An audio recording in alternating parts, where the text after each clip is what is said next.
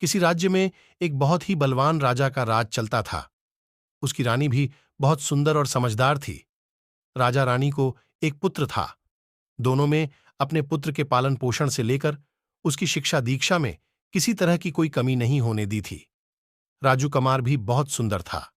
उसका व्यवहार विनम्र था और वह हर से एक सुयोग्य पुत्र राजकुमार था। कई पड़ी डिढौसी राज्यों के राजा राजकुमार से अपनी पुत्रियों का विवाह कराना चाहते थे। उन्होंने राजा रानी के पास विवाह के लिए प्रस्ताव भी भेजे थे।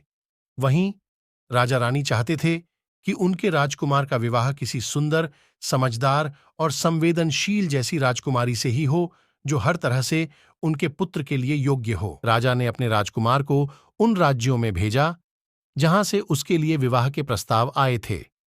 राजा चाहते थे कि राजकुमार खुद उन राजकुमारियों से मिलें, उन्हें समझें और अपने लिए एक सुयोग्य पत्नी का चुनाव करें। राजकुमार ने भी अपने पिता की बात मान ली। वो कई अलग अलग राज्यों में गया, वहां के लोगों और राजकुमारियों से मिला, लेकिन फिर भी उसे सभी राजकुमारी में कुछ न कुछ कमी मिल जाती थी। कुछ ही दिनों में राजकुमार वापस अपने महल आ गया। वह उदास था, मन ही मन सोच रहा था कि शायद उसके भाग्य में पत्नी का सुख नहीं है। यही सोचकर उसने शादी से मना कर दिया और राज्य के काम में मन लगाने लगा।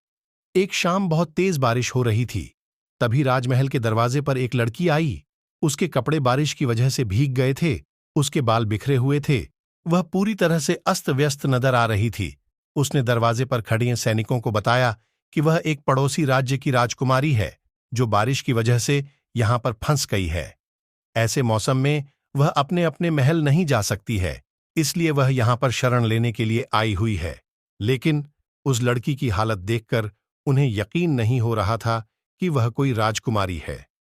उन्होंने राजा रानी को उस लड़की बात बताई। रानी ने उसे महल में शरण दे दी, लेकिन उसकी बात कितनी सच है, यह जानने के लिए रानी ने उसकी परीक्षा लेने की योजना बनाई। रानी ने उस लड़की के सोने के लिए एक पलंग सजाया, जिस पर 20 मुलायम गद्दे बिछाए। फिर उसके ऊपर से एक रेशम की चादर बिछा दी।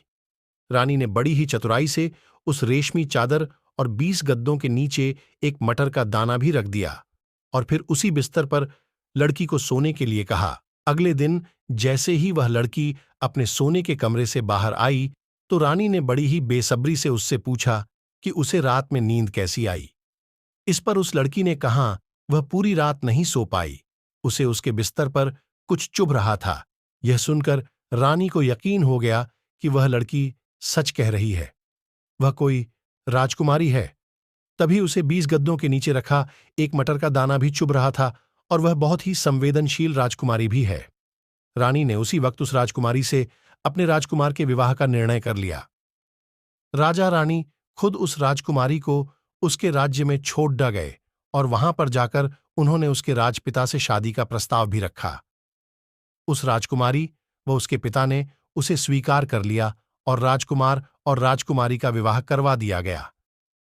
कहानी से सीख किसी व्यक्ति को किस तरह की परवरिश मिली है, इसकी झलक उसका व्यवहार साफ बताता है।